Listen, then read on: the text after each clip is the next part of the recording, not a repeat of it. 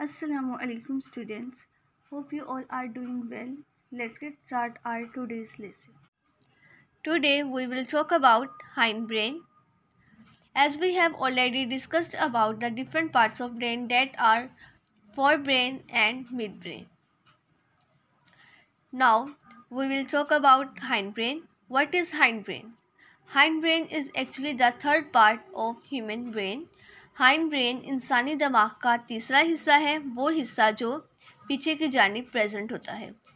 जिस तरह fore brain को डिवाइड किया गया था मज़ीद 3 पार्ट्स में, इसी तरह से हाइंड ब्रेन को भी मज़ीद 3 पार्ट्स में क्लासीफाई किया जाता है। पहला हिस्सा कहलाता है सेरिब्लम। नेक्स्ट हमारे पास है pons and medulla oblongata. First of all we will discuss about cerebellum. अब हम देखते हैं कि जो हमारी बॉडी में सेरिब्लम प्रेजेंट है उसका क्या फंक्शन है।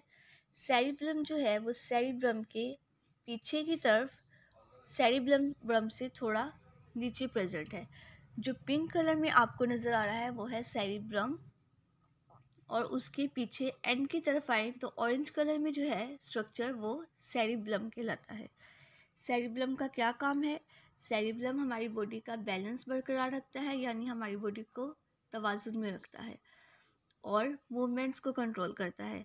चलते हुए जब हम देखते हैं कि हम एक प्रॉपर बैलेंस के साथ चल पाते हैं, इधर उधर नहीं गिरते, जिस तरह अक्सर चक्कर जब हमें आए तो उस केस में होता है, तो जब हम हमारे चलते हुए एक प्रॉपर मूवमेंट होती है, इस तरह की मूवमेंट्स सेरिब्लम कंट्रोल करता है। अब हम डिस्कस करते हैं हाइंड ब्रेन के सेकंड पार्ट को, जो है पोन्स। पोन्स जो है वो एक ओवल शेप स्ट्रक्चर है, यानी एक बेजवी अंडे के शेप का एक स्ट्रक्चर है जो आपको ऑरेंज कलर में नज़र आ रहा है। ये जो है ये मिड ब्रेन से नीचे की तरफ प्रेजेंट होता है और इसका काम है स्लीप यानी सोने को, स्वॉलिंग निगलने के अमल को कंट्रोल करता है, और इसके अलावा ये बॉडी का इक्विलिब्रियम यानी बॉडी का बैलेंस कायम करने में भी मदद देता है, और चखने जैसी, टेस्ट करने जैसी जो हमारी सलाहियतें हैं उनको भी कंट्रोल करता है। हाइंड ब्रेन का थर्ड और सबसे लास्ट वाला पार्ट जो है वो मेडुला ऑब्लिगेंटा कहलाता है। मेडुला ऑब्लिगेंटा जो है ये ब्रेन के सबसे पीछे वाली साइड पर प्रेजेंट होता है और ये स्पाइनल कॉर्ड के साथ कनेक्ट होता है। आप डायग्राम में बिल्कुल इजीली देख सकते हैं कि जो ऑरेंज कलर का पार्ट आपको नज़र आ रहा है वो है मेडुला ऑब्लिगेंटा, और उसके बाद स्पाइनल कॉर्ड स्टार्ट हो रहा है, ग्रीन कलर वाला पार्ट। तो इस तरह से मेडुला ऑब्लिगेंटा जो है वो स्पाइनल कॉर्ड के साथ ब्रेन को कनेक्ट रखता है, और इसके अलावा हमारी हार्ट बीट यानी हमारी दिल की धड़कन, ब्रीथिंग, हमारी डाइजेशन, जो फूड की डाइजेशन होती है हमारी बॉडी में, उसको कंट्रोल करता है। मेडुला ऑब्लिगेंटा जो है वो उस वक्त भी काम कर रहा होता है जब दिमाग का बकिया हिस्सा यानी जो हमारा बाकी जितना भी ब्रेन है वो काम ना कर रहा हो। फॉर एग्जांपल जब हम सो रहे होते हैं तो हमारा जो दिमाग के पार्ट हैं, ब्रेन के पार्ट्स, वो क्या चले जाते हैं, रेस्ट पोजीशन पर चले जाते हैं।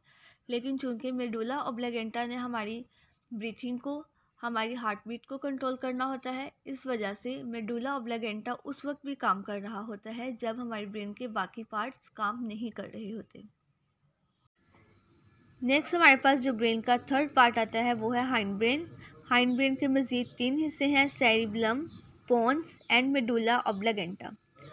सेरिब्लम जो है ये सेरिब्रम से पीछे की तरफ प्रेजेंट है और इसका काम है बॉडी का बैलेंस बरकरार रखना और दुरुस्त किस्म की यानी एक्यूरेट मूवमेंट जो है उनके लिए ये रिस्पॉन्सिबल है।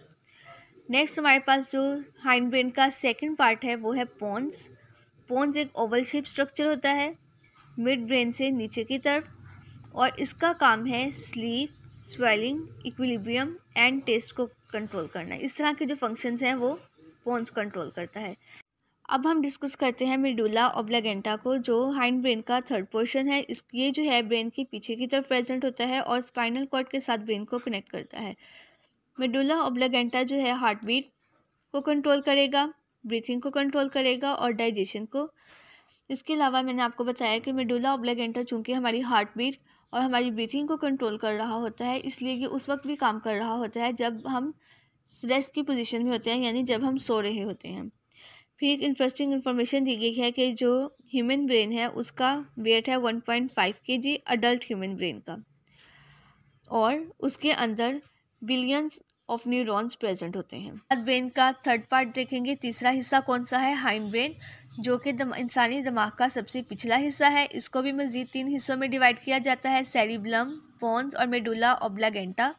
सेरिबलम जो है ये सेरिबलम के पीछे की तरफ प्रेजेंट है, और ये हमारे जिस्म का बैलेंस यानी हमारा जिस्मानी तवाज़ुन और दुरुस्त हरकत को कंट्रोल करने का मतलब ये कि एक्यूरेट मूवमेंट, जो हमारी प्रॉपर मूवमेंट होनी चाहिए, जिस वक्त हमारा जो खड़े होने का स्टाइल है, जो बैठने का स्टाइल है, जो चलने का हमारी मूवमेंट है, इन सारी मूवमेंट को सेरिबलम कंट्रोल करता है। जो हमारे पास आता है वो है पोन्स। पोन्स हाइंड ब्रेन का सेकंड पार्ट है। ये मिड ब्रेन से नीचे की तरफ प्रेजेंट होता है, और ये एक बेजवी शक्ल का यानी एक अंडे की शक्ल का स्ट्रक्चर है, एक अंडे की शक्ल की साख्त है।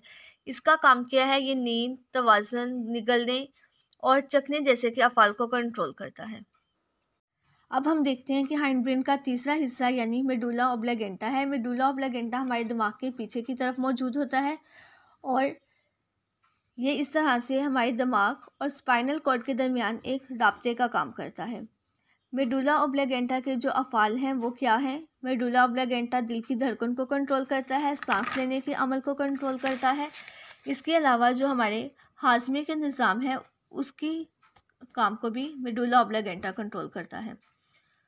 मेडुला ऑब्लागेंटा के बारे में मैं आपको पहले बता चुकी हूँ, क्योंकि इससे हमारा हाजमे का निज़ाम, हमारे दिल की धड़कन, सांस लेने के अमल, इस तरह के जो अफ़ाल हैं उनको मेडुला ऑब्लागेंटा कंट्रोल कर रहा है। तो इस वजह से मेडुला ऑब्लागेंटा उस वक्त भी काम कर रहा होगा जब हमारे दिमाग के बाकी हिस्से नींद की हालत में होंगे यानी आराम की हालत में होंगे। अब यहाँ पर एक इंटरेस्टिंग इन्फॉर्मेशन दी गई है, इसको भी आप लोग देख लें कि एक बालिग इंसान में दिमाग का वज़न 1.5 kg यानी 1.5 किलोग्राम है, और इसके अंदर बिलियन ऑफ न्यूरॉन्स प्रेजेंट होते हैं। ओके स्टूडेंट्स, आज का आप लोग का लेसन यहाँ तक है। इसे आप लोगों ने अच्छी तरह से तैयार कर लेना है। इसमें जितने भी शॉर्ट क्वेश्चंस, इंपॉर्टेंट पॉइंट्स आपको मार्क करवाए गए हैं उनको अच्छी तरह से तैयार करें। ये एज अ लॉन्ग क्वेश्चन भी पेपर में आता है, और इसमें से बहुत ज़्यादा शॉर्ट क्वेश्चंस और एमसीक्यूज़ भी बनते हैं, इसलिए आप लोगों ने इसको अच्छी तरह से तैयार करना है। और अगर कोई क्वेश्चन हो तो आप लोग मुझसे पूछ सकते हैं। Thank you very much. अल्लाह हाफिज़।